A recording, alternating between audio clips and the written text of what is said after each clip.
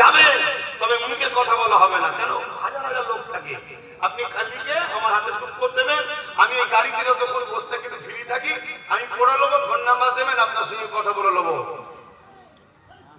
কোন রকম গুঞ্জাইশ চলবে না। জুলুম অত্যাচারকে মেটাবার জন্য লড়াই। মানুষকে একটু বাঁচতে দাও, গরিবকে একটু হাসি খুশিতে থাকতে দাও, এতিমকে একটু অধিকার দাও, বিধবাকে একটু অধিকার দাও। আজ তুমি ক্ষমতাশালী, কালকে তুমি দাঁড়িয়ে হতে পারো।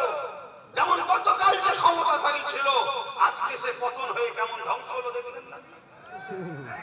আল্লাহর লানতকে ভয় করো, আল্লাহকে ভয় করো। তোমার সৃষ্টিকর্তা কিন্তু সব দেখছে। তাই আমার নামে হোক, নওশাদের নামে হোক, কোন দোহাই দিয়ে হলো একবার একটু যে কনফার্ম করো। শুনছো তো নাকি? কোন ভাবে ছাড়া জায়গা নেই। তাতে প্রয়োজন হয় দল খুলেছি, দল বন্ধ করে দেবো, কিন্তু বদমাইশি করার কোনো জায়গা নেই। তুমি মনে করো যে কম্বল বাঁচতে বাঁচতে আপনার কম্বলই শেষ হয়ে যাবে, কোন কাজে নেই আপনার কাছ থেকে। আমরা ফেরাউনকেও দেখেছি, নমরুদকেও দেখেছি। বাপ আদম থেকে নিয়ে আবু বকর সিদ্দিক, আবু বকর সিদ্দিক থেকে জুলফিকার সিদ্দিক, জুলফিকার সিদ্দিক থেকে আলী আব্বাস সিদ্দিক, আলী আব্বাস সিদ্দিকের বেটা আব্বাস সিদ্দিকী। আমার বাপ দাদুর নাম আদম আলাইহিস সালাম থেকে আমরা জানি। আপনি ছোট করছি না আপনাকে। আপনাকে যদি বলি আপনার দাদুর পরদাদুর নাম বলতে পারবেন না। আপনাকে যদি বলি আপনার নানার কোন নানার নামটা বলতে পারবেন না। কিন্তু আলহামদুলিল্লাহ আমার বাপ থেকে আদম আলাইহিস সালাম পর্যন্ত পৃথিবীর প্রথম মানুষ এসেছে, তার ছেলে তার ছেলে তার ছেলে তার ছেলে তার ছেলে তার ছেলে, আমার নাম পর্যন্ত সিলসিলা দেখিয়ে দেবো। আমার বাপ অমুক, তার বাবা অমুক, তার বাবা অমুক, তার বাবা অমুক, তার বাবা অমুক, তার বাবা অমুক, তার বাবা অমুক, তার বাবা অমুক। এভাবে বাপ আদম আলাইহিস সালাম পর্যন্ত আমার নসবনামা বংশের তালিকা নিয়ে যেতে পারবো। আমাদের আছে, ভাবতে পারছে? হ্যাঁ, প্রয়োজন আছে। লোহা না হলে লোহা কাটা যায় না। আগামী দিন যে জুলুম অত্যাচার গরিবদের উপর আসছে, এটাকে ডিফেন্স করার জন্য রাজ পাওয়ারের দরকার আছে। তাই চিন্তা ভাবনা করে আমি তো অন্যদিকে জগতে চলে গেছি, এই ভাইটাকে সামনে দিয়েছি। তার মানে এটা নয় যে আপনি একটুখানি সুযোগ পাবেন যে আবার আপনি ভুল করবেন, এটা মেনে নেওয়া যাবে না।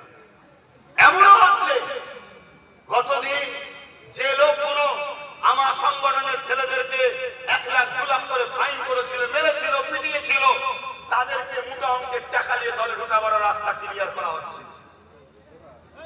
খবর কিন্তু সব পাচ্ছি।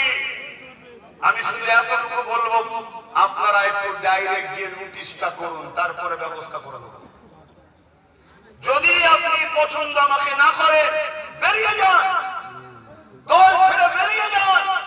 বেরিয়ে গিয়ে আরো আছে করে খান, অসুবিধা নেই আমার। কিন্তু মনে রাখবেন, আপনার বাচ্চার কথা আপনি যদি মনে করেন, সাবধান হন। কারণ আপনার হারাম খাওয়ার ফল আপনার বাচ্চাকে ভুগতে হবে। ক্যান্সারের মতো যদি রোগ হয়ে যায়, আল্লাহ মাফ করুক, প্যারালাইসিস যদি রোগ হয়ে যায়, আল্লাহ মাফ করুক, আরো ভয়ঙ্কর ভয়ঙ্কর যদি রোগ হয়ে যায়, 10 লাখ ছাড়বেন, 10 কোটি বেরিয়ে যাবে।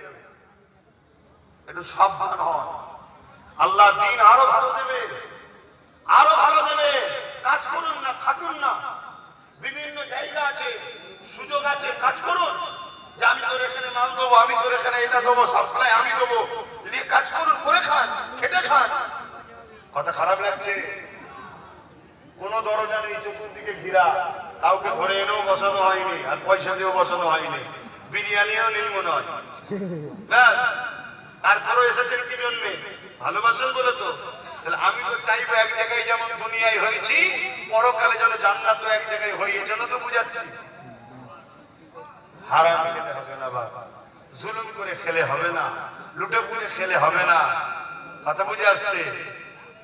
এগুলো একটু মাথায় রাখবেন। সুযোগ যখন পেয়েছি একটু বললাম, খারাপ হলে তাহলে ন্যায়ের পক্ষে থাকলে, সত্যের পক্ষে থাকলে, অত্যাচারদের বিরুদ্ধে লড়লে, জালিম যত শক্তিশালী হোক না কেন, আল্লাহ আপনার জন্য দুটো রাস্তা রেখেছে। প্রথম নম্বর, আপনি শহীদের দরজা পাবেন।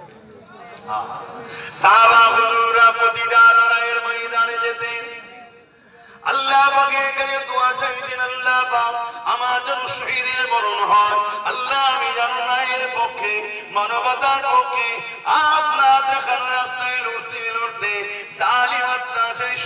শয়তানের বিরুদ্ধে লড়তে লড়তে আমার যেন মরণটা হয়ে যায়, এইভাবে দোয়া চাইতে এই যুবকের এটা তো খুশনসিবরা পায়, সব থেকে নসিবওয়ালা যারা হয় তারাই তো শহীদের মরণটা পায়।